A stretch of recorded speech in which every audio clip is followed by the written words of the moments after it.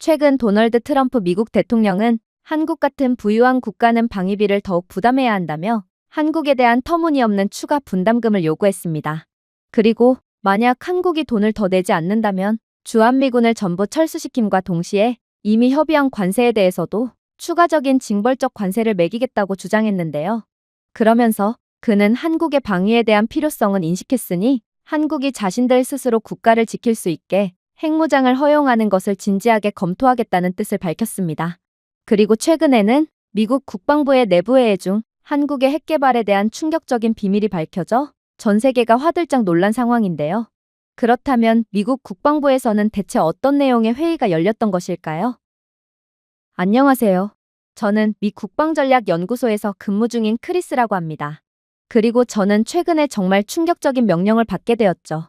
저는 영문도 모른 채 참석하게 된 긴급회의에서 아시아 태평양 국장이 한반도의 위성 이미지를 벽에 투사하며 발언을 시작했을 때 그대로 경악을 할 수밖에 없었어요. 한국이 주한미군 주둔비 분담금을 10배로 인상하지 않는다면 주한미군은 그대로 철수하게 될 거야. 협상 따위는 없어. 한국은 미군이 반드시 필요하지만 미국은 한국이 우리를 필요로 하는 만큼 그들이 필요하진 않거든. 그는 미소와 비웃음의 중간쯤 되는 표정을 지으며 방안을 둘러보았습니다. 결국 한국은 늘 그랬듯이 미국에 굴복하고 말 거야. 그들은 그렇게 하지 않는다면 어떤 결과가 초래될 것인지를 아주 잘 알고 있거든. 그의 말이 끝남과 동시에 테이블 건너편에서 CIA 동아시아 책임자가 거만한 목소리로 몸을 앞으로 숙였습니다. 우리가 철수하면 서울은 일주일도 버티지 못할 것입니다. 저는 지금 느리고 점진적인 쇠퇴를 말하는 것이 아닙니다. 즉각적인 혼란을 이야기하고 있죠.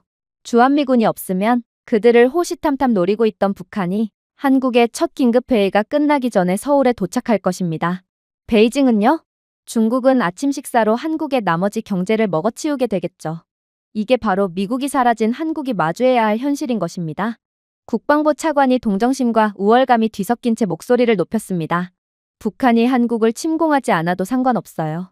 그래도 한국은 주한미군 철수 즉시 즉각적인 피해를 보는 상황이고 미 국방부에서는 이미 이에 대한 수치를 확인했거든요. 우리가 없으면 한국은 6개월 이내에 해상무역이 붕괴되고 외국인 투자가 고갈되며 97년 주식 거래소보다도 원화가 더 빨리 폭락합니다. 중국이나 북한이 움직이기도 전에 말이죠.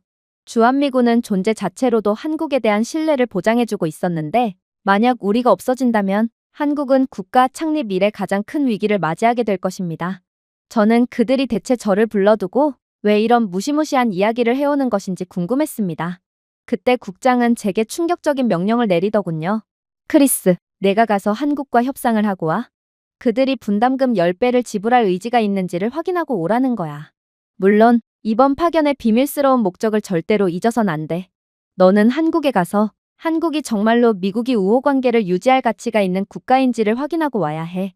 만약 정말로 한국이 미국에 있어서 그다지 쓸모가 없는 국가라는 것이 밝혀진다면 트럼프 대통령의 자국 우선주의 정책에 의거하여 주한미군은 그대로 전부 철수되겠지. 저는 이러한 무지막지한 계획을 듣고 거의 숨이 막혀버렸어요. 그동안 한국은 미국의 소중한 동맹국이자 절대로 불이익을 줘선 안 되는 나라로 대우받고 있었습니다. 제가 이곳 연구소에서 일하면서 몇몇 대통령들이 바뀌었지만 어떤 정권의 대통령이 당선이 되든 한국에 대한 우호적이고 극진한 대접은 항상 같았던 것을 보면 그만큼 한국은 미국에 있어서 큰 도움이 되는 국가처럼 보였죠.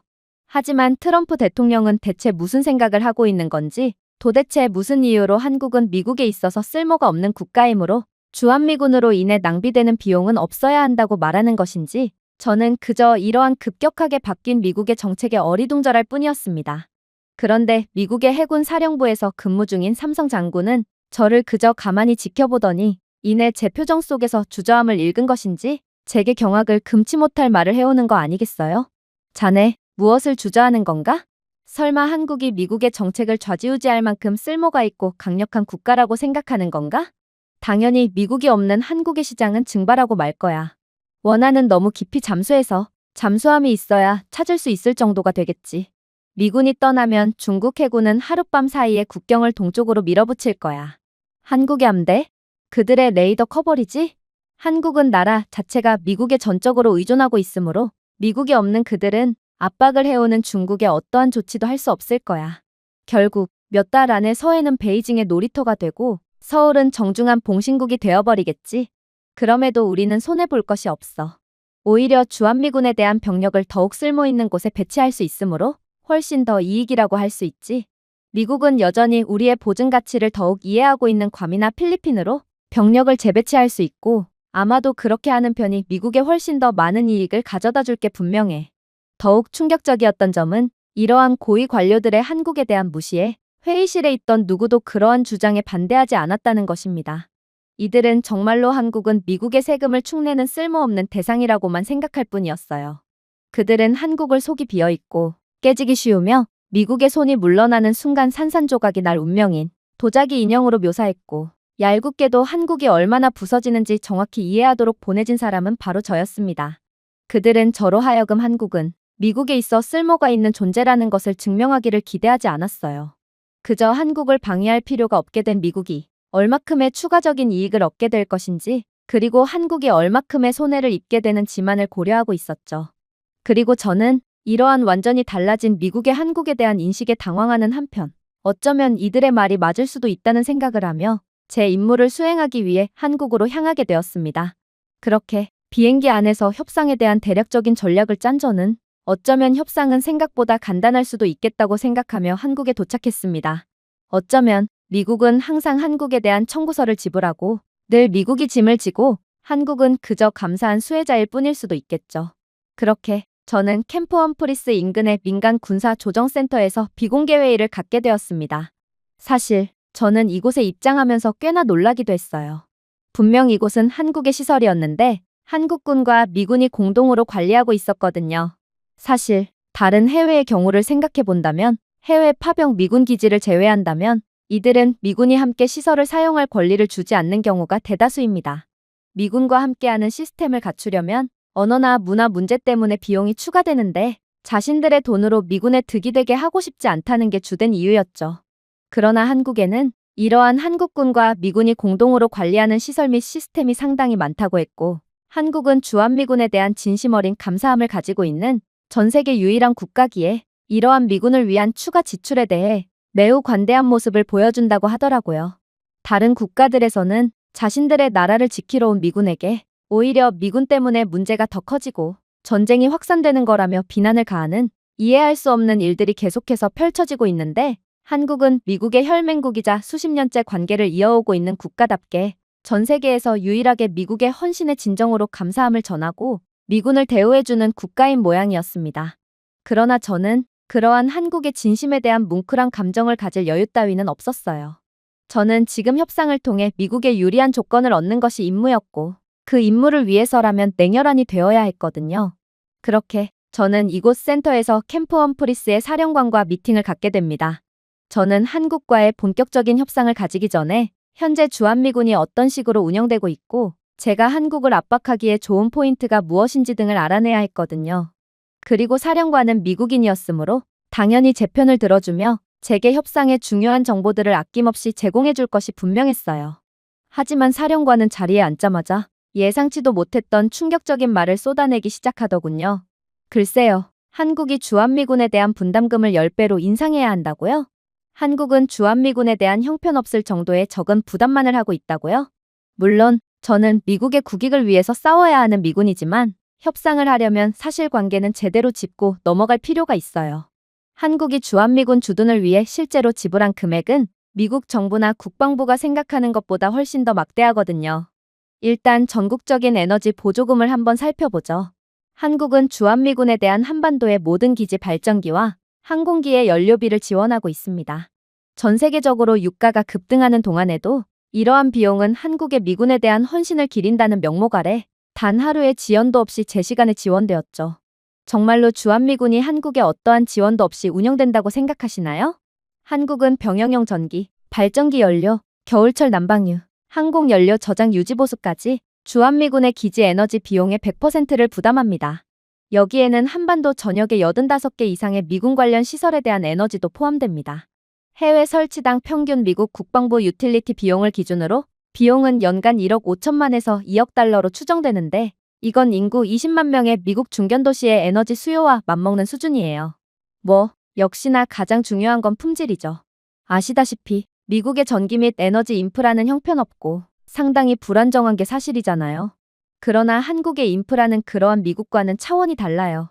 주한미군의 모든 에너지 비용을 부담하고 있는 한국은 세계에서 가장 안정적이고 첨단 에너지 인프라를 갖추고 있는 국가예요.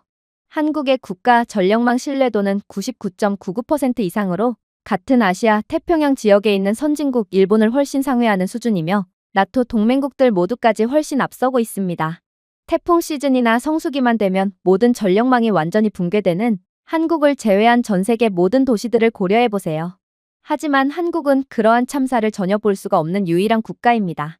주한미군 기지 등의 방위시설은 전력 공급에 차질이 생겨선 안 되는 국가 필수시설인데 이렇듯 한국에서처럼 계속해서 방위시설 및 시스템을 유지할 수 있는 것은 정말 중요한 경험이자 자산이라고 할 수 있어요. 특히나 아시아 태평양 지역에서의 중국의 움직임을 계속해서 감시하고 견제해야 하는 미군의 입장에서는 더더욱 그렇죠. 그런데 정말로 미국 본토에서는 한국을 쓸모도 없고 기술력 면에서도 미국에 전적으로 의존하는 국가로 여기고 있는 건가요? 저는 이렇듯 트럼프의 당선 이후 급속도로 변해버린 미국의 분위기를 도저히 믿을 수가 없군요. 생각해보세요. 한국이 기술력이 부족했다면 도대체 이들의 에너지 인프라는 왜 미국을 훨씬 능가하고 있는 것이며 오히려 미국이 한국에 전적으로 의존을 하고 있는 건가요? 전력 및 에너지 인프라에서 세계 최고의 권위를 자랑한다던 일본의 전력망조차 두 개의 호환되지 않는 주파수로 나누어져 있어 전국적인 부하 분산이 더욱 복잡하고 까다롭습니다. 그래서 주일미군은 이러한 문제 때문에 소통이 원활하지 않을 때가 많아요. 그러나 한국의 통합 고중복 전력망은 미국의 고보안 설치 시설에 대해 끊김없는 전력 공급을 보장할 수 있으며 이는 미국이 아시아 태평양 지역에서의 즉각적이고 실시간에 대응을 할 수 있는 거의 유일한 이유예요. 그만큼 한국의 기술력은 알게 모르게 미국에 막대한 영향을 끼치고 있다는 것입니다. 심지어 미국 본토에 영향을 주는 각종 시스템의 경우에도 한국의 에너지로 충당하고 있으므로 한국은 미국에 더더욱 막대한 영향력을 끼치고 있는 상태라는 말입니다. 괜히 트럼프를 제외한 미국의 역대 대통령들이 한국을 극진하게 대우하고 가장 가까운 동맹국이라고 여기는 정책을 펼쳤던 것이 아니에요. 그런데 한국에 정말로 놀라운 점은 따로 있어요. 바로 한국은 이러한 미국을 위한 예산에 대한 정치적 마찰이 전혀 없다는 것입니다. 왜냐고요? 제가 말씀드렸잖아요. 한국은 전 세계에서 유일하게 미국을 향해 진심으로 감사함을 느끼는 국가고 미국의 우호적인 입장을 취하는 국가예요. 그러니 다른 기회주의적이고 미국에 전적으로 의존을 하려는 국가들과는 달리 한국만큼은 미국에 대한 의리를 끝까지 지키는 거죠. 만약 한국이 이를 중단하면 미국은 주한미군에 대한 문제만 생기는 것이 아닌 미국 본토에까지 전방위적인 문제가 생기게 됩니다. 한국에 주둔하고 있는 미군들은 아시아 태평양 지역에서의 중국이나 북한의 움직임을 추적하고 조사한 기밀 자료를 미국 본토로 보내고 있을 뿐만 아니라 이곳 한국에서 훈련을 하며 전투력을 유지하고 있는데 한국의 지원 중단은 결국 미국 본토의 정보력과 전투력에도 큰 영향을 미칠 수밖에 없는 거죠. 다른 어떤 주요 미국 동맹국도 심지어 나토 국가도 유럽연합 국가들도 미국의 해외기지 에너지 수요를 충당하지 않는다는 사실을 기억하세요. 저는 그의 말에 완전히 넋이 나갈 따름이었습니다. 한국이 정말로 이 정도로 기술적으로 탁월한 국가였고 한국을 대체할 수 있는 국가는 아무도 없으며 한국은 특정 부분에 대해서는 미국마저도 능가한 국가였다고요? 저는 도저히 이러한 사실을 믿을 수가 없었습니다. 미국인으로서의 자부심이 상당했던 저였기에 저는 그 어떤 부분보다도 다른 유럽 선진국들도 아니고 한국이 미국을 능가했다는 사실만큼은 도저히 받아들이기가 힘들었어요. 그래서 괜히 심술을 부려봤죠.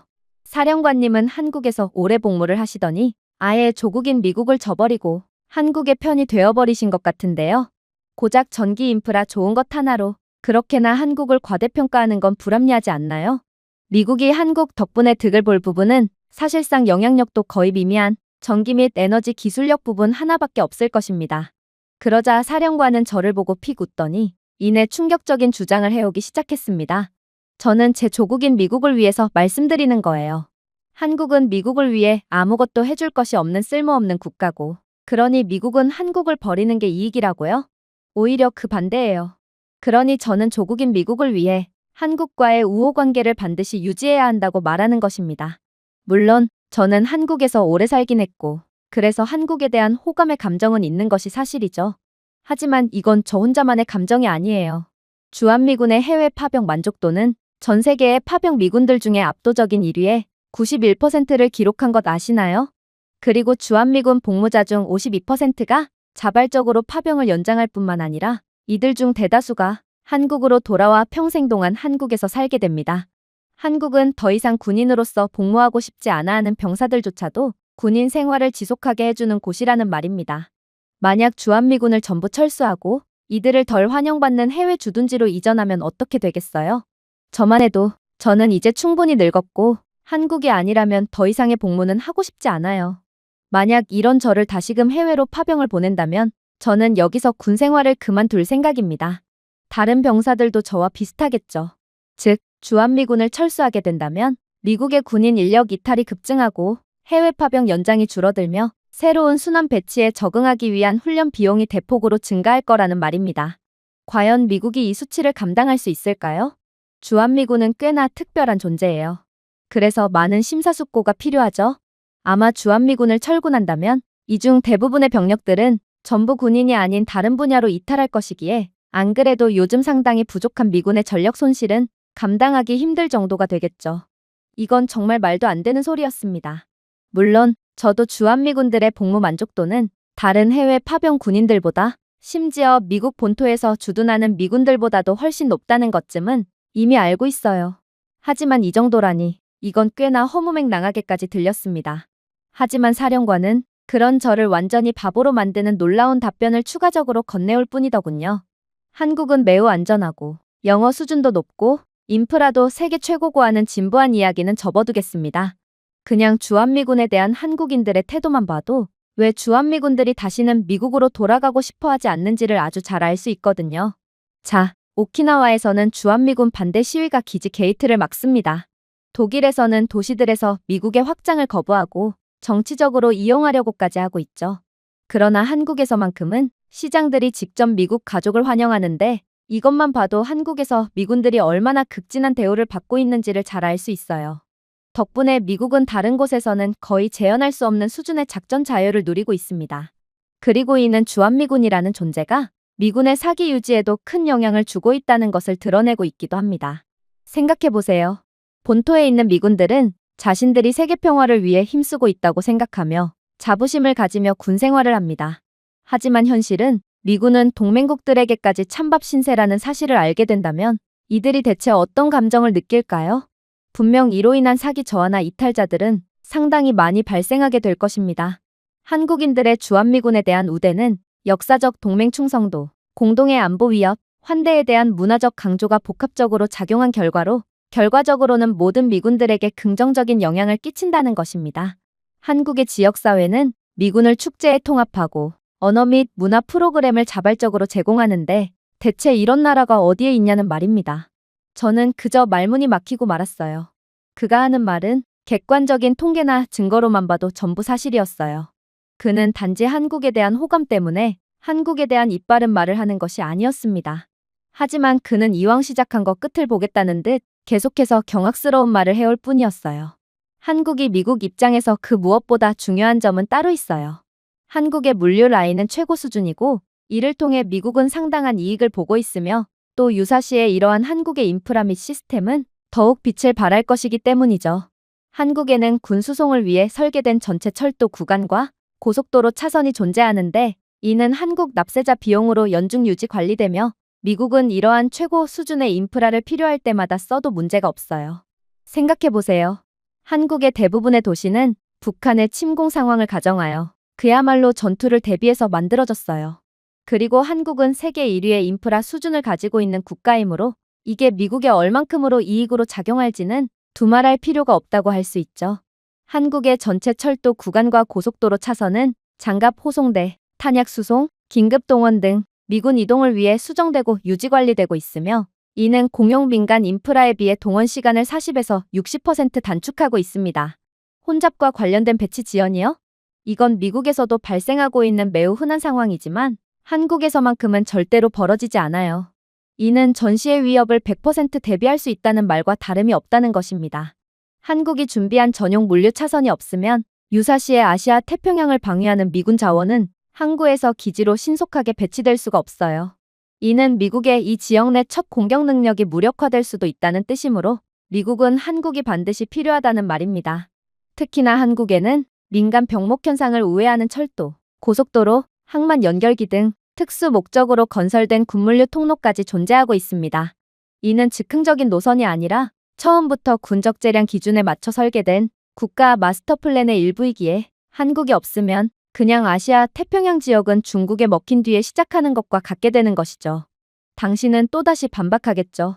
일본 등의 국가를 이용하면 되지 않냐고 말입니다. 하지만 그렇게나 인프라가 우수하다던 일본에서도 미국의 전투 물류는 그저 뒷전일 뿐입니다. 아무리 긴급한 상황이 터지더라도 민간인의 통행을 피하기 위해 현지 경찰 호위와 야간 이동이 필요한 경우가 많거든요.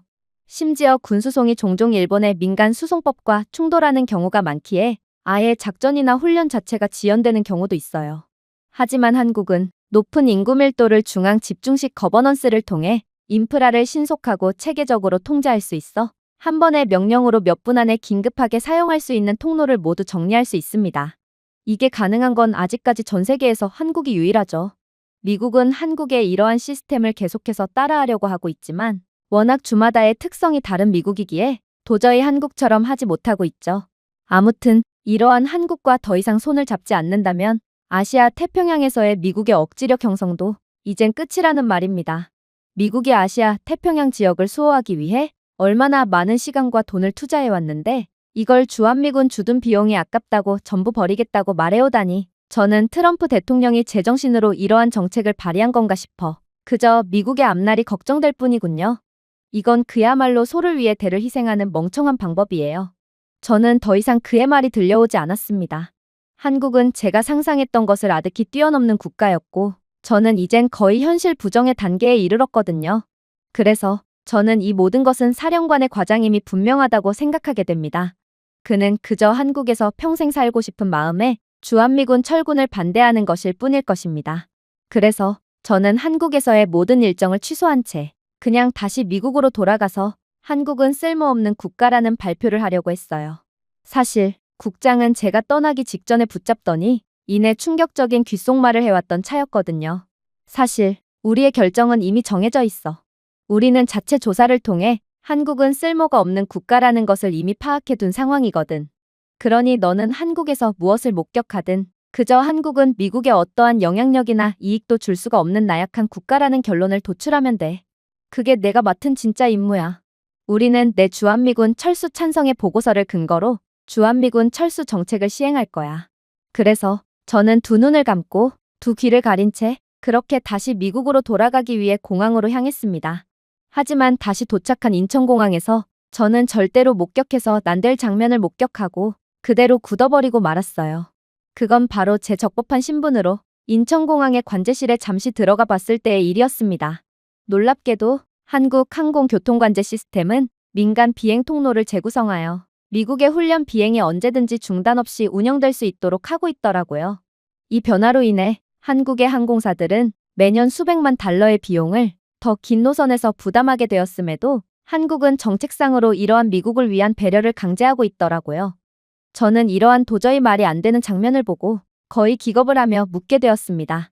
그러자 관제실에 있던 한국인 관제사는 유창한 영어를 구사하며 예상치도 못한 대답을 해오더군요. 한국과 미국은 동맹국이잖아요. 군사적으로도 그렇고 경제적으로도 그렇죠. 그러니 한국은 성수기에도 미군 항공편을 우선시하도록 민간 항공 노선과 ATC 프로토콜을 재구성한 상태예요. 이러한 훈련 상황이 유사시에 미군의 전투 능력을 비약적으로 향상시킬 수 있고 그게 세계 평화와 한국 수호에 도움이 된다면 한국은 기꺼이 그러한 비용을 감당할 수 있거든요. 한국은 밀집된 공항 커버리지와 고효율 ATC 시스템을 갖추고 있기에 다른 국가들처럼 국가 항공산업에 지장이 갈 정도는 아니에요. 한국은 몇 분 안에 주요 공중통로를 리디렉션하며 미군을 도울 수 있거든요. 저는 완전히 넋이 나가고 말았습니다. 이건 전 세계에서 한국만이 가능하며 한국은 지정학적으로 미국에 있어 가장 중요한 역할을 한다는 것을 고려해본다면 이건 한국이라는 존재는 그야말로 미국에 있어서 굴러들어온 복이라고 봐도 과언이 아니었거든요. 한국의 전용 통로가 없으면 미국의 공중 준비 태세가 저하되고 요격 임무는 그때를 놓치고 말기에 미국은 아시아 태평양 지역에서의 중국의 경거망동에 도저히 대응할 수가 없을 거예요. 하지만 도대체 어떻게 이게 가능한 걸까요? 다른 동맹국들은 외국 군사훈련을 위해 상업용 항공편을 재배치하는 데 드는 경제적 비용을 감당할 수 없습니다. 그런데 도대체 한국은 얼마나 시스템적으로 효율적인 국가고 또 기술적으로도 경제적으로도 완벽한 국가면 이러한 미군을 위한 시스템을 자국 시스템에 통합하고도 계속해서 유지할 수가 있는 건지 저는 정말로 한국을 너무나도 과소평가하고 싶었구나 싶어 저 자신의 무지에 대해 환멸감마저 느끼고 말았습니다. 그러나 한국인 관제사는 제가 왜 이렇게 놀라하는 건지 이해가 안 간다는 듯 고개를 갸우뚱하더니 이내 더욱 충격적인 이야기를 건네올 뿐이더군요. 이건 그저 약과일 뿐이에요. 한국은 영공뿐만 아니라 영해까지도 유사시에 완전히 전투에 적합하도록 바꿀 수 있는 시스템을 가지고 있거든요. 북한이나 중국의 돌발 행동이 발생한다면 한국 항구는 상업 선박 계약을 즉시 무효화하며 한국 및 미국 해군 자산을 위한 심해 정박지와 군수품 취급 구역으로 곧바로 개조될 수 있어요. 부산, 포항, 진해와 같은 한국 항구들은 미 해군의 요구에 따라 건조된 미국 항공모함, 핵잠수함, 중무기 적재를 수용하도록 변경될 수 있고 이는 일본 또는 괌 시설을 사용할 때보다 함대 재보급 및 회항 속도가 35% 증가하죠. 이 항구들이 없다면 이 지역의 미 해군 자산은 군수품을 적재하기 위해 일본이나 괌으로 길고 취약한 이동이 필요할 것입니다. 이로 인해 준비 기간이 며칠이나 늘어날 것이고 그 사이에 이미 전쟁은 끝나 있겠죠. 즉, 한국과 미국은 서로 동맹국이긴 하지만 애초에 서로가 없어서는 안 될 관계라는 것입니다. 두 나라는 너무 깊숙하게 연관이 되어 있기도 하고 서로의 이해관계도 너무나도 잘 맞아떨어지는 국가죠. 저는 이제야 깨달았습니다. 아마 미국은 한국이 없으면 아시아 태평양 지역을 수호할 수 없는 것을 넘어 미국은 지금껏 오히려 한국에 전적으로 의존해오고 있었습니다. 한국이 미국에 있어 쓸모가 없는 국가라고요? 아니요. 한국 항구의 용도 변경 시스템만 고려해봐도 한국이 아니라면 미국은 절대로 이 지역에서의 영향력을 발휘하지 못할 것입니다. 왜냐하면 한국은 이러한 지정학적 중요성과 훌륭한 시스템을 보유한 것뿐만 아니라 기술적으로도 매우 뛰어난 국가이기 때문이죠. 한국의 조선소와 항만 엔지니어링 산업은 전 세계적으로 가장 발전된 산업 중 하나입니다. 현대 중공업과 같은 거대 기업들의 본거지이죠. 이를 통해 미국 항공모함, 핵잠수함, 중탄도 등 심해 항구를 신속하게 개조할 수 있으며 종종 예정보다 앞서 미 해군의 최소 안전 기준보다 높은 수준으로 개선할 수 있습니다. 이걸 미국이 해낼 수 있을까요? 미국은 한국보다 훨씬 낮은 수준의 조선 및 항만 엔지니어링 능력을 갖고 있어요. 오죽하면 미국은 모든 전투함 수리를 한국에 전적으로 의존하고 있는 상황이죠. 그러나 한국은 이 분야에서 모든 것을 갖고 있었습니다. 한국의 조선 지배력과 강력한 민군 협력은 한국이 다른 어떤 동맹국보다 빠르고 신중하게 미국의 필요에 맞게 해양 인프라를 적응시킬 수 있음을 의미하고 이는 미국은 한국이 없으면 사실상 아무것도 할 수 없는 팔 다리가 없는 몸통밖에 없는 국가라는 것을 뜻한다는 거였습니다. 한국이 자체 기술력으로 개발한 인조 팔과 인조 다리가 없다면 미국은 걷지도 못한 채 그대로 아시아 태평양 지역이 중국의 소나기에 넘어가는 장면을 식물인간처럼 멍하니 지켜봐야만 하겠죠. 저는 이젠 전례 없는 공포감과 위기감을 느꼈습니다. 정말로 주한미군이 철수하게 되고 한국과 미국과의 관계가 돌이킬 수 없을 정도로 망가진다면 이건 미국이 잃는 것이 훨씬 많았거든요. 그래서 저는 이젠 제 조국인 미국을 위해서 한국이 쓸모가 없는 국가였다는 조작 자료 대신 진정으로 객관적인 보고서를 들고 미국으로 가기로 했어요.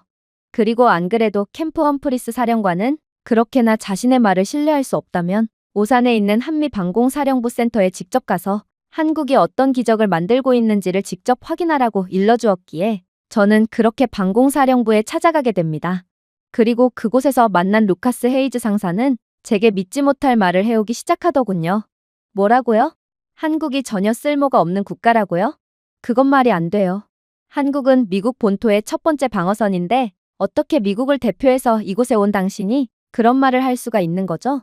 한국은 조기 경보 레이더 네트워크와 통합 미사일 방어망을 통해 중국, 북한, 심지어 러시아 극동 일부 지역에서 발사한 탄도 미사일을 가장 일찍 탐지할 수 있어요.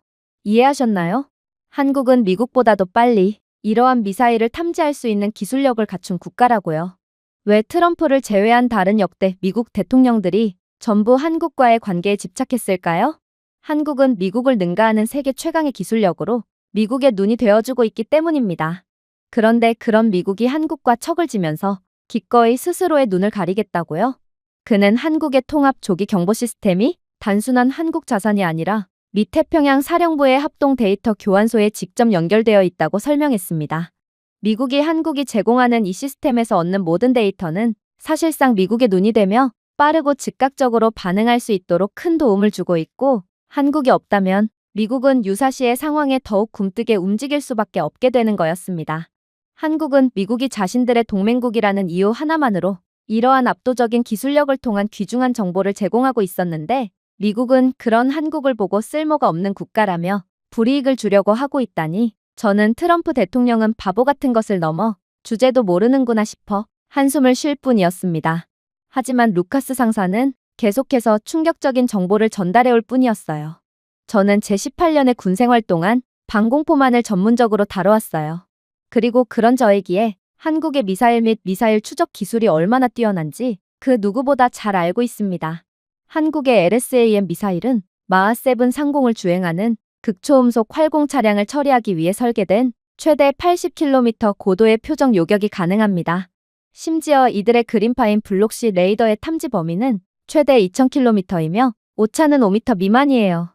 이 네트워크는 ANAIS-2 군사 위성과 결합하여 미국과 동맹국들이 중국 동부해안, 북한의 경화된 사일로, 심지어 러시아 블라디보스토크 지역에서 미사일 발사에 대해 12에서 24시간의 추가 경고 시간을 제공하므로 한국은 자신들 옆에 있는 문제 국가들을 집중적으로 감시하는 세계에서 가장 중요한 임무를 맡고, 이 결과물들을 미국에 아낌없이 제공하는 세계에서 가장 모범적인 나라라는 말입니다.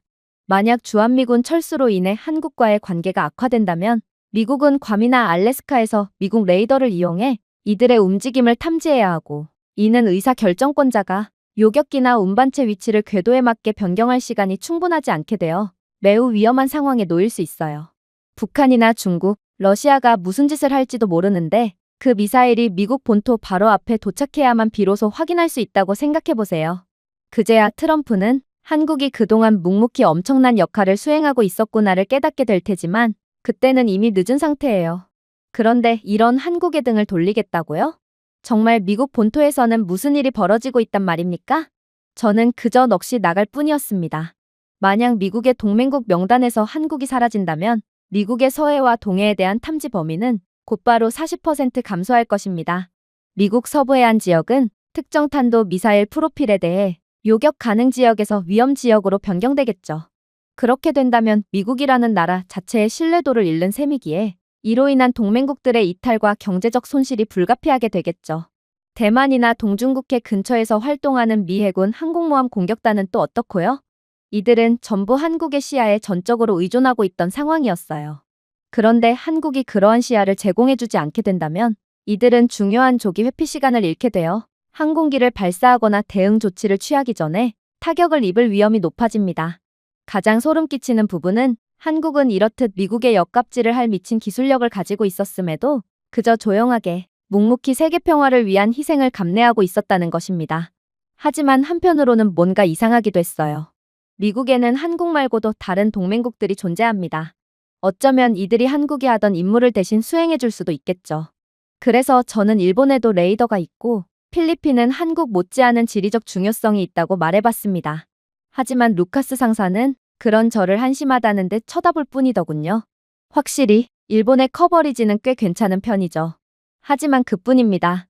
그들은 여전히 미국이 제공하는 소프트웨어에 의존하고 있는데 우리가 우리의 도움을 받고 있는 국가의 기술을 이용하는 게 말이나 된다는 소리인가요?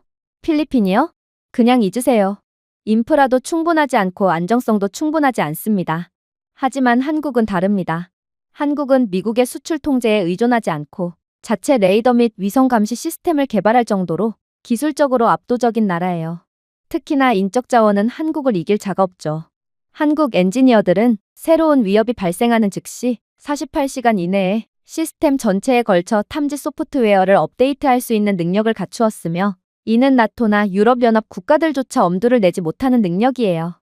심지어 지리적 위치는 그렇게나 주요 위치에 있다는 필리핀보다도 압도적이죠. 한국은 동북아시아와 주요 해상로를 모두 포괄하는 태평양 기반 미사일 위협의 경로에 정확히 위치해 있습니다. 중국, 북한, 러시아와 같은 문제 국가들과 정확히 접해 있죠. 이 말은 한국은 이러한 문제 국가들에 의해 점령당하거나 공격당하기 딱 좋은 위치지만 결국 한국은 이 미친 국가들로부터 살아남았고 오히려 이들 못지않은 강대국으로 성장한 어찌 보면 이러한 문제 국가들보다도 더욱 미친 국가라는 것입니다. 그럼에도 한국은 세계 평화를 선도하고 있는 아주 특이하고도 이해할 수가 없는 국가죠. 아무튼 이 말은 한국은 문제 국가들을 감시하기에 최적의 국가라는 것입니다. 일본이나 다른 동아시아 인접국들은 절대로 한국을 대체할 수 없어요. 그러니 제발 정신 좀 차리고 한국에 그만한 대우를 해달라는 겁니다. 당신은 이론으로만 전쟁을 공부했기에 한국의 중요성에 대해 아예 모르고 있지만 저처럼 수많은 실전 경험을 한 베테랑 실전 군인이라면 한국은 절대로 놓쳐서는 안 될 국가라는 것을 곧바로 인지할 수 있다고요. 저는 완전히 얼이 빠지고 말았습니다. 저처럼 책상 앞에서 펜대나 굴리며 이론을 공부하는 사람들은 우리가 한국을 보호하러 왔다고 생각합니다. 하지만 진실은 한국은 자신들을 스스로 구원할 준비와 능력을 진작에 갖춘 국가이며 심지어 한국은 미국의 첫 방패와도 같아요. 한국이 없으면 미국은 발가벗은 채 노출되고 맙니다. 저는 이제 완전히 패닉에 빠져서 이곳에 있는 베테랑 미군들 모두에게 자문을 구하게 됩니다. 그리고 한국은 광고하거나 생색을 내지 않았지만 이미 수많은 돈을 지출하면서까지 미국을 도와주고 있었다는 것을 알게 되었죠. 돈과 콘크리트뿐만이 아니었습니다. 한국은 미국의 전략에 맞춰 세계 평화를 위해 노력하고 있었습니다. 예를 들면 포항 남부도시에 한국 스타트업을 위한 주요 기술 캠퍼스 건설 프로젝트가 순조롭게 진행되고 있었습니다. 위치는 완벽했죠. 항구 근처, 현대적인 교통, 숙련된 노동력, 더할 나위 없었습니다. 하지만 미 해군이 상륙작전 훈련을 위한 부두 공간 확장을 요청하면서 민간 프로젝트 전체가 완전히 뒤엎어지며 취소되었습니다. 현재 이 땅은 아스팔트와 철조망 아래 묻힌 경제적 약속인 해병대의 보호를 받는 밀폐된 해군 구역으로 자리 잡고 있습니다.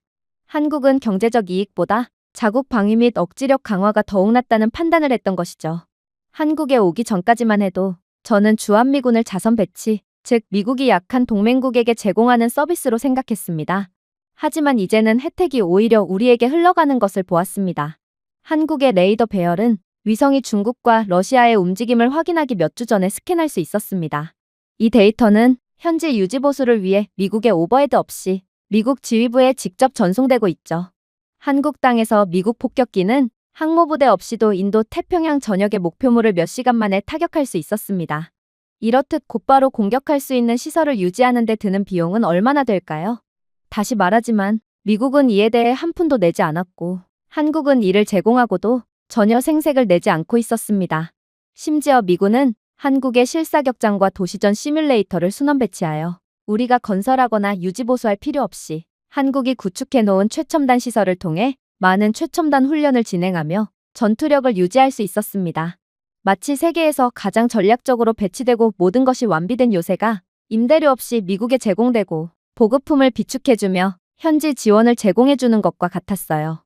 결론적으로 동맹국에 전적으로 의존한다느니 쓸모가 없다느니 하는 소리는 오히려 미국이 아닌 한국이 해야 할 소리고 한국이 없으면 미국은 완전히 끝이라는 소리였습니다. 저는 더 이상 이러한 상황을 좌시할 수 없었습니다. 국장은 분명 제게 비밀 지령을 내렸지만 그걸 따랐다간 미국은 한국을 얕잡아 본 대가로 완전히 종말을 맞이할 게 분명했어요. 그래서 저는 다급히 미국으로 돌아간 뒤 비상회의를 소집했습니다. 국장은 모든 일이 예상했던 대로 흘러갈 것이라고 생각했는지 너무나도 여유만만한 표정으로 저를 내려다보고 있었고 다른 고위 관료들도 이미 답은 정해져 있다고 확신하는 듯 아예 제가 무슨 주장을 펼칠지 궁금하지도 않아 하더군요. 하지만 저는 그들이 원하는 대로 행동해줄 생각이 없었습니다. 모든 것은 미국을 위해서 그리고 그동안 묵묵하게 영웅의 역할을 수행하고 있던 한국에 대한 존경심 때문이었어요. 저는 제가 하는 말에 따라 몇 분 안에 세상의 질서가 뒤흔들릴 수도 있다는 생각을 하며 막중한 책임감을 안고 발표를 시작했습니다. 저는 미리 준비한 홀로그램 디스플레이를 가리켰어요. 미사일 궤적을 나타내는 빨간색 호가 북한에서 시작하여 태평양을 가로질러 불길하게 휘어졌는데 일부 호는 도쿄에 들렀고 다른 호는 로스앤젤레스와 시애틀까지 갈랐습니다. 위협선은 국가적 자부심이나 정치적 발언에 신경 쓰지 않고 단순히 진실을 말해주었습니다. 여러분, 제가 목소리를 가다듬으며 말했습니다. 북한은 화성 15형과 화성 17형의 여러 차례 성공적인 미사일 시험 발사를 완료했습니다. 이는 더 이상 이론적인 것이 아니라 이젠 미국 본토까지 도달할 수 있습니다. 여기에 중국군의 대만 해협에서의 새로운 작전 속도를 더해보면 우리는 두 가지 측면에서 위기를 바라보고 있습니다. 디스플레이는 거대한 중국 상륙 공격선, 전투기 편대, 대만 항구에 대한 모해 미사일 공격 등의 위성 영상으로 전환되었습니다. 이것들은 과시를 위한 연습이 아닙니다. 지난달 중국의 전쟁 시뮬레이션에서는 열흘도 채 되지 않아 대만을 완전히 점령하는 결과를 보이기도 했습니다. 대만이 함락되면 중국 해군의 작전 범위가 동쪽으로 수백 마일 이동할 것이고 이는 세계 경제가 의존하는 바로 그 해상 항로가 위협받는다는 뜻이에요. 하지만 더욱 충격적인 점이 무엇인지 아시나요? 바로 한국은 그러한 미국의 적들을 막아줄 수 있는 유일한 국가라는 것입니다. 여러분들은 한국이 미국에 전적으로 의존하고 있다고 생각하실 테지만 현실은 전혀 달라요. 한국이 없으면 미국은 아무것도 할 수 없습니다. 우리는 이제 그들에게 전적으로 의존하게 되었다고요. 십수년 전만 해도 한국은 미국의 모든 기술에 전적으로 의존했었죠. 그러나 점점 미국은 한국의 기술력에 의해 잠식되어 갔고 이제는 미국이 한국에 의존하는 부분이 훨씬 더 많게 되는 지경에 이르렀습니다. 이번에도 마찬가지예요. 미국이 그들을 막고자 한다면 한국의 도움이 없으면 절대로 불가능합니다. 그리고 주한미군이 철수함과 동시에 북한과 중국은 한국을 쳐들어오는 것이 아닌 오히려 한국의 도움을 받지 못하게 된 미국을 노려 작전을 수행할 것이 분명해요. 한국은 이미 모든 준비가 다 되어 있는데 어떻게 이런 국가를 노릴 수가 있나요? 이건 호랑이의 아가리 속으로 기꺼이 들어가는 꼴이므로 우리는 절대로 한국을 놓쳐선 안 된다는 것입니다. 그 순간 국장의 표정은 급속도로 어두워졌어요. 마치 믿는 도끼의 발등을 찍혔다는 듯 그는 저를 향해 잔뜩 눈알을 부라렸죠. 다른 고위 관료들도 마찬가지였어요. 그들은 완전히 예상 밖의 답변을 들었다는 듯 거의 귀신이라도 본 듯한 표정으로 저를 응시했거든요. 그러나 저는 멈출 수가 없었습니다. 미국, 더 나아가 세계 평화를 위해서였죠. 미국은 한국과 반드시 어떻게든 문제를 해결해야만 합니다. 저도 알아요.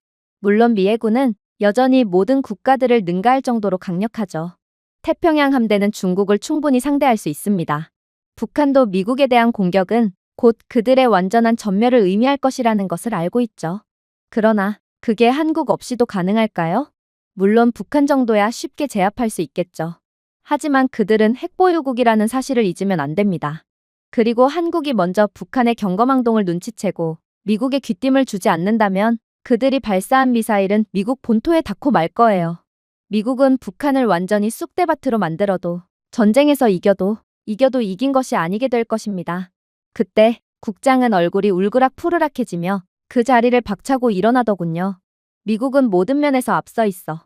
해군뿐만이 아니지. 육군과 공군조차도 세계 최고야. 미국의 공격 옵션이 해군밖에 없는 줄 알아? 상대가 북한이든 중국이든 상관없어. 미국을 건드는 국가는 그 즉시 구석기 시대로 돌아가고 말 거야. 나는 자네가 왜 그렇게 한국에 많은 공을 돌리고 있는지 모르겠군. 혹시 한국 정부로부터 뒷돈이라도 받은 겐가? 그의 모욕은 어처구니가 없었습니다. 국장은 정말로 아무것도 모르고 있었고 저는 너무 답답해서 맥박이 빨라지는 것을 느꼈어요. 하지만 침착해야 했습니다. 그래서 저는 즉시 대답하지 않고 대신 공급망 초크포인트, 반도체 생산 허브, 위성통신 중계 등 다른 관점을 보여주기 위해 지도를 확대했습니다. 뒷돈이요? 저는 국장님께 한국에 대한 부정적인 보고서를 작성하라는 명령을 받긴 했지만 한국으로부터 받은 것은 하나도 없습니다. 당연하죠. 그들은 구태여 그럴 필요가 없거든요.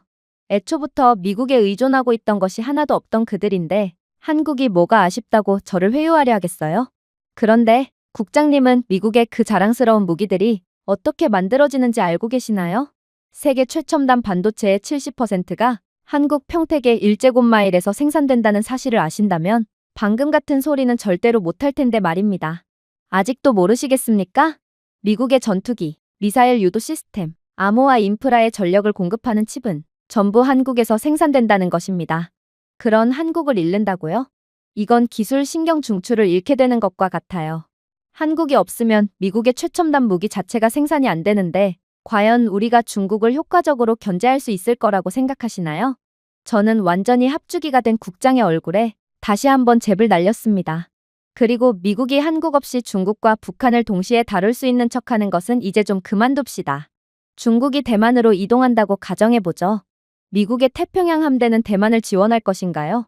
만약 그렇게 된다면 미국의 전력은 너무 얇아져서 오히려 미국 본토에 대한 공격을 부추기는 약점으로 작용할 수도 있습니다. 북한은 수년 동안 지하 발사 시설, 이동식 ICBM 플랫폼, 미끼 탄두를 건설해 왔습니다. 미국 본토로 날아오는 이들의 미사일 일부를 요격하더라도 로스앤젤레스나 샌프란시스코로 미사일 한 발이 통과한다면 미국에는 지금껏 본 적 없는 공황이 발생할 거예요. 국장은 눈썹을 치켜 올렸습니다. 미국 국민은 회복력이 있어. 그깟 미사일 한 발쯤은 충분히 극복할 수 있단 말이야. 우리는 세계 최고의 패권국이라고. 회복력이 있다고요? 저는 반격했습니다. 현대사에서 미국 본토가 지속적이고 다도시적인 공격을 받고도 여전히 사회적 결속력을 유지했던 사례를 하나라도 말씀해보세요. 당연히 말씀하실 수 없을 것입니다. 왜냐하면 그런 일은 한 번도 일어나지 않았기 때문입니다. 미국이 패권국의 지위를 유지할 수 있는 전제 조건은 본토에 대한 공격을 단 한 번도 받지 않았을 때입니다. 만약 미사일 한 발이라도 미국 본토에 상륙했다간 그런 공격을 경험해 본 적이 없던 미국인들은 전부 다 도망가고 말 것이고 이는 곧 공황을 의미하거든요. 미국 국방부에서 연구한 모의 시나리오에서도 증명됐죠. 북한의 미국 본토에 대한 핵미사일 공격은 물리적인 피해보다 패닉에 따른 사회적 혼란과 무질서를 야기하면서 정신적인 피해가 훨씬 더 극심할 게 분명합니다. 이런 미국의 무기력한 모습에 미국에 대한 전 세계적인 신뢰는 그 즉시 사라져버릴 것이고 미국의 체제 자체가 붕괴될 가능성도 배제할 수 없죠. 결국 미국은 북한의 기습 핵미사일 공격 한 방에 그대로 침몰할 수도 있단 말입니다. 그러나 한국은 전혀 다른 국가입니다. 이들은 본토를 침공당하고도 어떻게든 회복하는 불가사의한 국가고 이는 한국의 역사가 증명하고 있죠. 한국은 침략당하고 폭격당하고 불에 타버렸지만 그때마다 늘 극복하고 매번 더 강해졌습니다. 결국 그들은 생존을 위한 국가적인 근육 기억을 가지게 되었죠. 그게 바로 미국과의 차이점입니다. 못 믿으시겠다고요? 자, 보세요. 일단 임진왜란이라고도 알려진 일본의 침략 동안 한국의 해군 사령관 이순신 장군은 압도적인 역경에도 불구하고 한국 해군을 수많은 승리로 이끌었습니다. 그러나 이 시기에 빛을 발한 것은 군사적인 리더십뿐만이 아니었습니다. 한국의 평범한 시민들로 구성된 지역 민병대는 최소한의 자원으로 그들의 조국을 지키기 위해 일어섰습니다. 무기랄 것도 없는 농사용 날부치를 든 농부와 승려들은 일본 침략자들에 맞서 자신들에게 아무것도 해주지 않았던 나라를 지키기 위해 일어난 민간인들이었고 이들은 조국을 위해 목숨을 잃는 것을 두려워하지 않고 싸웠습니다. 이들의 우두머리인 왕과 고위 관료들은 진작에 도망간 지 오래였지만 한국의 백성들은 기꺼이 목숨을 걸었다는 말입니다. 놀랍게도 이러한 민간인들의 유격 전술과 지역 지형에 대한 친밀한 지식은 일본의 보급로를 방해하고 그들의 점령을 약화시키는 데 결정적인 역할을 했어요. 아무런 군사적인 훈련도 교육도 제대로 못 받은 그들은 결국 나라를 지키겠다는 일념 하나만으로 정말로 나라를 지켰다는 것입니다. 자, 이제 개인주의로 점점 무너져가는 미국의 상황을 생각해보세요. 과연 북한의 핵미사일이 미국 본토를 타격했을 때 미국인들은 나라를 위해 자기 한 몸을 희생할 준비가 되어 있을까요? 아니면 대만을 정복한 중국이 한국이나 미국까지 넘보기 시작할 때 이에 맞서 싸울 미국인들이 있을까요? 답은 이미 여러분들 모두가 알고 있을 것입니다. 도망가지 않고 미국에 남아있기라도 하면 다행이겠죠. 이런 개인주의적인 미국인들을 고려해 봤을 때 북한이 왜 기를 쓰고 미국 본토에 핵미사일을 떨어뜨리려는지는 너무도 쉽게 알 수 있습니다. 어쩌면 대혼란과 공황에 빠진 미국은 그 가난하다는 북한에조차 제압당할 수도 있겠죠. 제 주장에 회의실 내부에 있던 모두가 웅성대기 시작했어요. 그들은 미국은 북한에도 질 수 있다는 제 다소 노골적인 발언에 상당히 불쾌해하는 기색을 보이더군요. 그럼에도 저는 제 조국을 위해 악역을 자처했습니다. 한국은 잃을 것이 없는 상태일수록 더욱 강해지고 성장합니다. 그리고 그들은 수많은 역경을 견디면서 이젠 엄청나게 단단해졌죠. 다른 국가들에는 한국과 같은 극복의 역사가 존재하긴 하나요? 민간인들의 투쟁은 오직 한국에서만 볼 수 있는 공동체의 기적입니다. 전 세계에서 오직 한국에서만 이러한 민간인들의 투쟁과 승리, 극복의 역사를 무수히 찾아볼 수 있고 만약 위기의 상황에 다시 한번 닥친다면 한국인들은 그 즉시 자원을 모으고 지역 민병대를 조직하며 대응할 것이 분명합니다. 그냥 한 번의 역사적 사실 갖고 너무 과장을 하는 거 아니냐고요? 여러분, 한국의 일반 시민들의 힘은 우리 미국인들도 직접 목격한 적이 있다는 거 아시나요? 한국전쟁 당시 처음에 북한군의 기습에 의해 점령당했음에도 불구하고 한국인들은 절대로 굴복하지 않았습니다. 한국의 민간인들은 군인들에게 정보, 물자를 제공하고 심지어 점령에 저항하기 위해 모임을 형성하고 전쟁을 지원하는 데 중요한 역할을 했죠. 한국의 민간인들은 산악 지역에 숨어서 급습을 실시하며 북한군을 교란했고 미군과 연합군, 그리고 한국군에 중대한 지원을 했습니다. 아마 한국인들의 이러한 도저히 가망이 없어 보이는 상황에서도 포기하지 않는 집념이 없었다면 미국이 인천 상륙작전을 실시하기도 전에 한국은 북한에 의해 완전히 점령당했을 것이 분명합니다. 그러나 이들은 끝까지 용맹하게 싸웠습니다. 결국 북한의 병력을 분산시킬 수 있었고 그들의 남하 속도를 최대한으로 늦출 수 있었죠. 한국전쟁을 들여다보면 북한군은 더 빨리 진격할 수 있었을 만한 전력 차이와 우세 상황이었음에도 이상하게도 특정 장소에서 시간을 끌거나 발이 묶이는 경우가 많다는 것을 찾아볼 수 있습니다. 이게 바로 한국의 민병대들의 목숨을 건 활약 덕분이라는 것입니다. 1950년 부산 경계 전투 동안 일어난 일만 해도 그렇죠. 한국의 지역 시민들은 식량, 물, 그리고 의료 물품을 제공함으로써 미군과 한국군을 도왔거든요. 그들은 또한 방어 진지를 구축하고 북한군의 움직임에 대한 정보를 수집하는 데 도움을 주었습니다. 한국인들의 이러한 기여가 없었다면 한국은 절대로 지원군이 도착할 때까지 방어선을 유지할 수 없었을 게 분명합니다. 이게 바로 한국인들의 어떠한 최악의 상황에서도 절대로 포기하지 않는 저력과 회복력이라는 것입니다. 심지어 이때의 한국인들은 대다수가 피난민이었고 어쩌면 미군들보다 배고프고 지친 상태였을 것입니다. 하지만 한국인들은 기꺼이 국가를 위해 헌신했고 이들의 운명을 스스로 바꾸는 기적을 만들어냈죠. 물론 미국인들 또한 매우 용감하고 강합니다. 하지만 같은 상황에서 우리가 한국인들처럼 행동할 수 있을지 가슴에 손을 얹고 한번 생각해 봅시다. 한국의 국민들 사이의 깊은 일체감과 회복력은 이러한 극복의 역사를 가져본 적이 없는 미국에는 그저 꿈만 같은 이야기일 뿐입니다. 그리고 한국만의 문화적 결속력은 어떤 적대자에 대해서도 국가를 수호하겠다는 집단적 결의로 해석됩니다. 과거의 투쟁과 승리에 대한 역사적 서술이 민족의식 속에 깊이 새겨져 회복력과 결의를 다지고 있죠. 외국의 침략에 맞선 한국의 역사적 회복력은 국민의 투철한 정신과 전투력의 증거입니다. 하지만 한국의 진정으로 소름 돋는 점이 무엇인지 아십니까? 그들이 가진 첨단 군사기술과 한국인 특유의 강력한 결의가 결합하면 어떤 상대도 이겨낼 수 있는 강력한 국방력이 탄생할 게 거의 확실시된다는 것입니다. 위기 상황에서 국민의 힘을 활용하는 한국의 역량은 그 누구와도 견줄 바가 없습니다. 그 어떤 국가도 한국과 같은 역사를 가지지 못했거든요. 당연하죠. 한국이 겪은 위기는 그야말로 국가 멸망급의 위기였기에 다른 국가들은 이미 그러한 위기를 견디지 못한 채 역사 속으로 사라지고 말았습니다. 유일하게 살아남은 국가가 바로 한국이죠. 그리고 한국이 점점 기술적으로 발전하고 군사력을 강화함에 따라 한국 국민의 영원한 정신은 국방의 초석으로 남게 되었습니다. 자, 이제 미국의 오만함을 인정하고 한국에 기꺼이 고개를 숙이며 도움을 청해야 한다는 것에 동의하시나요?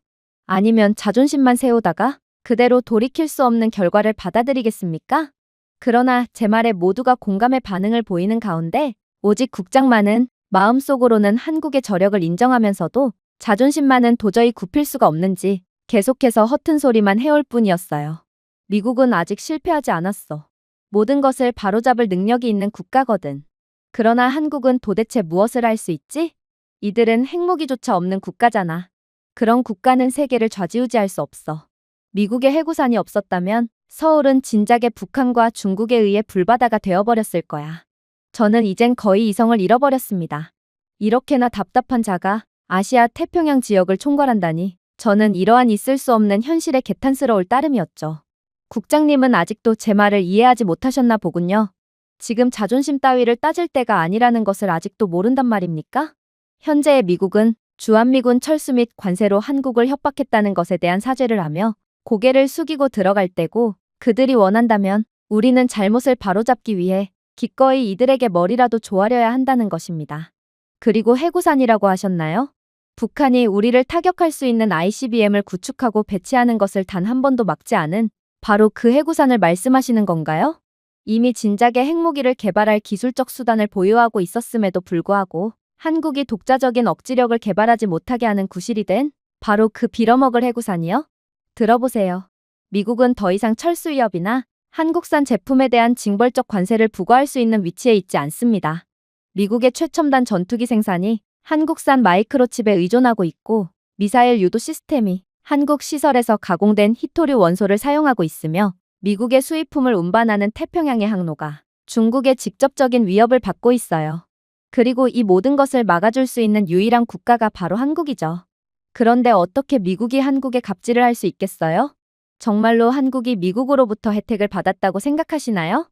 정말 놀랍네요.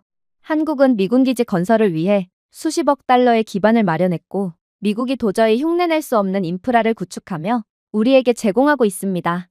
한국의 해군 기지는 통합 미사일 방어, 자동화 물류, 사이버 보안 도킹 시스템 등을 갖춘 지구상에서 가장 현대적인 기지로 이는 미국의 태평양 배치에 사용되며 우리를 돕고 있습니다. 오히려 미국은 한국으로부터 혜택을 받고 있다는 것입니다. 분담금 10배요? 미국이 오히려 한국에 보조금을 지급해야 할 판입니다. 미국이 언제까지나 세계 최강의 국가로서 군림할 수 있을 거라고 생각하지 마세요. 미국의 시대가 오기 전에는 영국이 세계에 군림했듯 언제든 새로운 국가가 왕좌에 앉을 수 있다는 것을 기억해야 한다는 것입니다. 또한 한국이 아직 핵무기가 없는 건 그들의 역량이 부족하기 때문이 아닌 그저 미국이 걸어놓은 여러 가지 규제와 제약 때문이죠. 국장님은 정말로 한국이 기술력이 없어서 핵무기가 없는 거라고 생각하시는 건가요? 트럼프는 분명 주한미군이 철수하게 된다면 한국의 자국 방위에 대한 필요성은 인정하므로 그들의 핵무기 개발 제한을 풀어주겠다고 선언했습니다. 그리고 한국이 핵 개발을 시작하면 빠른 시일 내에 미국이 가진 기술보다 훨씬 뛰어난 핵무기들을 가지게 될 것이 분명합니다. 다시 말하지만 이 나라는 그만큼의 엄청난 저력이 있는 국가라는 것을 자신들 스스로가 증명해 왔거든요. 그리고 만약 한국이 핵 능력을 가지게 된다면 한국은 중국의 팽창과 평양의 자신들을 겨냥한 장전된 총구 앞에서도 움직이지 않는 벽이 됩니다. 일본도, 호주도, 심지어 미국조차도 그런 역할을 할 수 없어요. 왜냐고요? 한국은 미국의 규제 때문에 핵무기만 없지 모든 것을 갖춘 완벽한 국가이기 때문입니다. 일단 한국은 대부분의 나토 국가보다 국방에 대한 GDP 대비 지출 비율이 높은 군사강국입니다. 여기에 그들의 기술력은요? 그들은 극초음속 미사일, 0.8초 이내에 반응하는 AI 기반 위협 탐지 시스템, 양자 레이더를 통과할 수 있는 스텔스 플랫폼을 개발했습니다. 그리고 그들은 세계에서 가장 기술적인 스마트폰, 전기자동차, 반도체를 전 세계에 수출하면서도 이를 실현했습니다. 한국은 아직 휴전국으로 공식적으로는 북한과 아직도 전쟁 중인 나라입니다. 그런데 한국은 전쟁을 치르면서도 여전히 글로벌 기술 시장을 지배하고 있다는 것입니다. 제 말에 반박을 하려거든 먼저 한국처럼 할 수 있는 다른 나라부터 알려주세요. 방은 조용해졌습니다. 심지어 국장조차도 제 주장에 대한 반례를 찾는 것은 도저히 불가능함을 알고 있는 모양이었어요.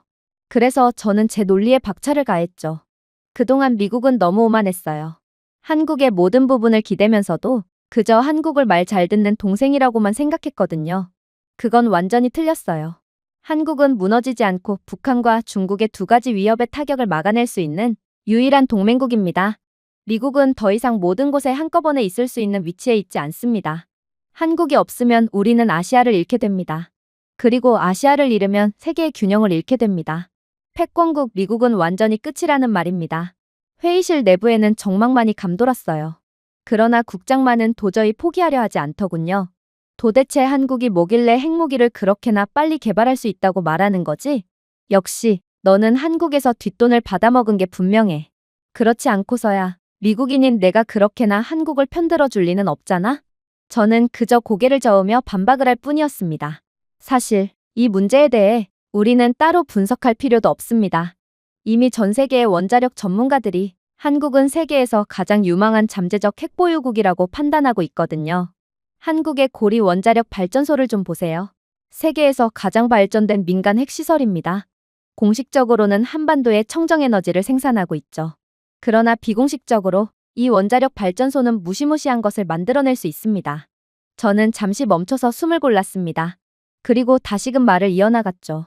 비공식적으로 이곳에 있는 전문 지식만으로도 명령이 내려진다면 몇 주 안에 완전히 가동되는 핵탄두를 설계하고 조립할 수 있습니다. 국장은 그저 믿을 수 없다는 듯 실소를 터뜨릴 뿐이었습니다. 몇 주? 핵무기가 무슨 애들 장난이라고 생각하는 거야? 그러니까 핵무기를 개발해 본 적이 없는 한국이 점심시간 사이에 핵무기를 뚝딱 만들어낼 거라고 주장하는 거지? 진심으로 하는 말이야? 저는 이미 가슴에서 열기가 치솟는 것을 느낄 수 있었습니다. 오만함뿐만 아니라 무지함도 느껴졌습니다. 그러나 저는 애써 침착했죠. 공학적 현실을 바탕으로 말씀드리겠습니다. 한국은 24개의 원자로를 운영하고 있습니다. 이들의 해결료 재처리 능력은 G7 국가를 이미 진작에 능가했으며 대부분의 핵보유 국가와 달리 초고순도 우라늄 연료봉 제조에 이미 능숙한 상태입니다. 이들은 무능력 때문이 아니라 정책 때문에 탄두를 보유하고 있지 않습니다. 그러니 정치적 자제력을 제거한다면 역사상 가장 빠른 핵무기 프로그램을 보게 될 것임은 너무도 자명한 것 아닌가요? 국장은 손을 흔들었습니다. 그렇더라도 미사일 운반 시스템을 구축하는 것은 완전히 다른 이야기야. 그건 핵미사일 개발에서 가장 어려운 부분이거든. 그러나 저는 미소를 지을 뿐이었습니다. 미사일 운반 시스템을 말하는 건가요? 이미 한국이 진작에 개발한 그 기술이요? 예를 들어 현무보는 800km 범위에서 2톤 적재물을 완벽한 정확도로 운반할 수 있습니다. 한국이 기존의 적재물을 핵 탑재물로 교체한다고 해도 발사 플랫폼을 재설계할 필요도 없습니다. 그것은 이론이 아니라 기본적인 엔지니어링 통합이거든요. 한국은 이미 그 정도로 고도로 발전한 기술력을 가진 국가란 말입니다. 저는 미국의 미니트맨 3 ICBM 생산 일정과 가상의 한국 핵미사일 프로그램을 나란히 비교하는 모습을 보여주었습니다. 미국이 새로운 핵 탑재 미사일을 설계, 시험, 배치하는 최선의 시나리오는 4, 5년입니다. 한국이요? 보시다시피 몇 주만이 소요됩니다. 한 달도 채 걸리지 않는다는 것이죠. 추진 시스템, 유도 소프트웨어, 재진입 차량 설계 등 모든 인프라가 이미 존재하기 때문입니다. 그들에게 부족한 것은 이를 통합할 수 있는 권한뿐입니다.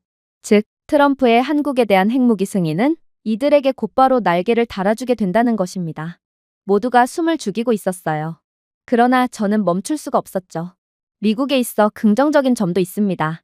한국의 핵 제한이라는 고삐를 풀어준다면 이들은 알아서 미국을 대신해 북한과 중국을 완전히 제압할 거거든요.